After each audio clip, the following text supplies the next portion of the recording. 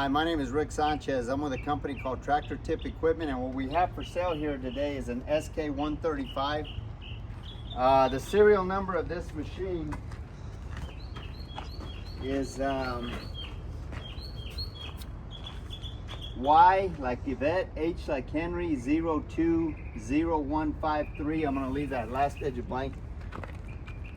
In this video, we're going to talk a little bit about the mechanics of this particular machine in the first clip, the operating specs in the second, and then we'll run it in the third. If you buy this machine from me or some of the others we have for sale, we've got some loaders, some more excavators, backhoes, telehandlers, compactors. Anyway, point is, if you buy any one of these machines from me, you're going to be dealing with Perf Provencio. He's my right-hand man. He's the guy running the camera. Price on a new machine like this these days is probably 150, 160 grand. It may even be more than that. It may be up to like 175,000. I haven't priced them in a while. As far as manufacturers go, Kobelco is, believe it or not, Komatsu's the #1 supplier of excavators in the world, followed by Caterpillar. And Kobelco's like a really close second to Kobelco. The weight of this machine is 30,000 pounds. The widest point is 8.5 feet at those tracks. The highest point is the top of that cab at 9.5 feet. The transportation length from the end of that track to the knuckle on this boom when it's in transport profile is 24.5 feet. Comparable machines are like a Cat 314D or maybe a 315 or a Komatsu PC138 or a John Deere 135. As far as the history of this unit goes, this machine, like almost every machine we purchase, is an original owner Dallas, Texas machine. I say that because it's essentially a rust-free machine. You'll see where the, where the paints come off, like the bucket and the work equipment, and the rainwater's kind of gotten to it, but it in no way, shape, or form is rust pervasive. We're 300 miles from the ocean, and we're far enough south that the only salt we see is the salt on our kitchen tables. This particular excavator the guy who ran the maintenance program was real good about maintenance. They had an excellent maintenance program, rivaled some of the best I've seen. We've been happy with all the machines that we purchased from those guys, and it should be said that before I purchase any machine, I send a couple of mechanics to go out and inspect it, and if they say everything's okay, then I send Perf Provencio to go out and inspect it, and if he says everything's okay, then I personally go out and I inspect it before I write a check. So if along that process we find anything wrong, we talk to the guy that's selling the equipment and we tell them that they need to fix whatever, and then we start the process all over again. So the point is, these machines are at least 3 and 4 times vetted before I buy them. As far as options go, you can see this is an enclosed cab. All the glass is in it. 100% of the glass is on it. It's got an AC heater. AC blows pretty cool, but not ice cold. It's got this thumb right here. It's got auxiliary hydraulics. It's got a coupler right here. Now this is a mechanical coupler, so you just pretty much pull that pin and you can roll that bucket out of that coupler. It's pretty easy to change. It's also got a minimum turn radius. It's got a pattern control change valve up there if you want to change the controls on it.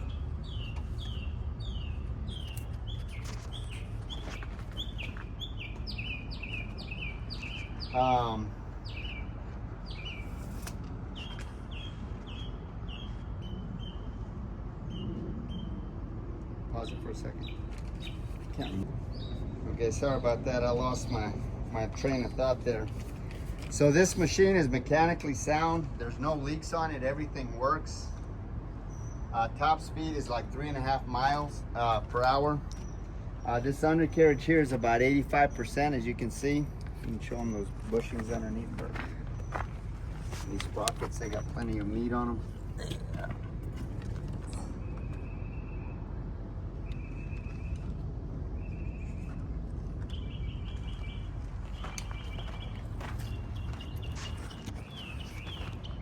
There's no deflection or any kind of problem in that turntable.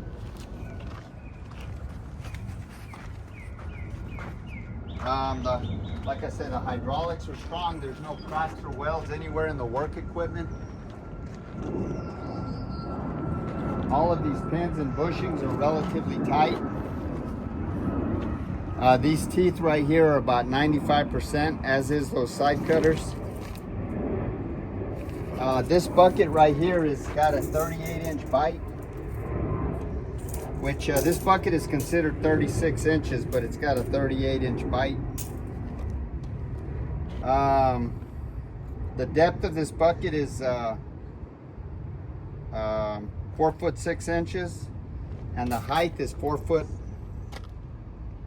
This thumb is a 8-inch thumb by 50 inches. The lifting capacity of this machine, which is, you got a chart right there. It says there 18,500 pounds at ground level, about 10 foot out from the front. Of course, the further out you go, you know, you lose your lifting capacity, but that's still quite a bit of lifting capacity. These pads right here, these are triple Grouser street pads. They're 24 inches. There's 12 foot of track on the ground. The PSI rating on this machine is probably, I don't know, 4 or 5. And me standing here as a 6 foot man, 200 pounds, my PSI rating is probably about 20. So this again is probably 3 or 4. So this machine is actually heavier on the, I'm heavier on the ground than this machine is. So it won't disturb, you know, the ground. That's pretty much it. I guess we're gonna run it in the next clip. Perf, you got anything else you wanna say?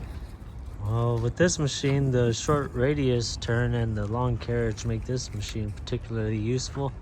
Yeah, especially in tight areas. Yeah, on top of that, happy birthday. Oh yeah, today's my birthday. So we're gonna run it in the next clip.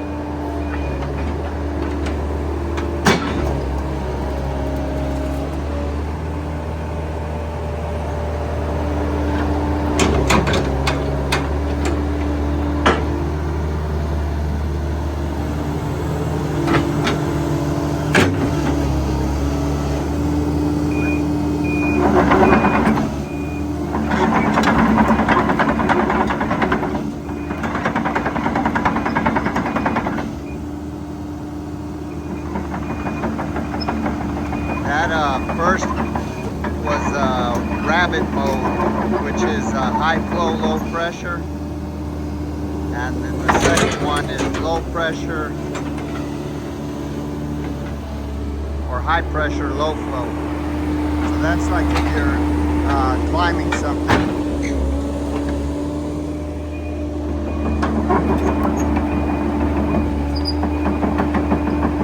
That's turtle mode.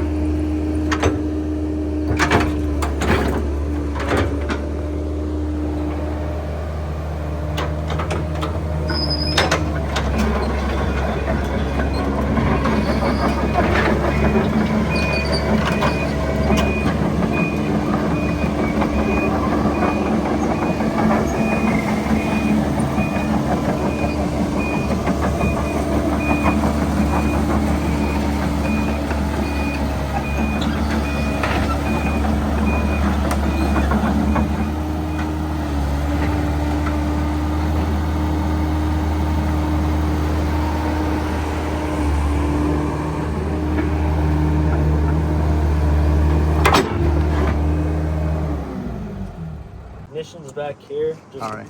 Oh, Go ahead. over here where your ignition is, just above you have your accelerator, Throttle control. throttle control. Of course, you got your joystick, safety arm, monitor in this corner. Down here on the bottom right this would be working your auxiliary hydraulics. Of course, you got your track levers. That's pretty much it. That's pretty much it. Yeah. Yeah, let me show them the seat real quick.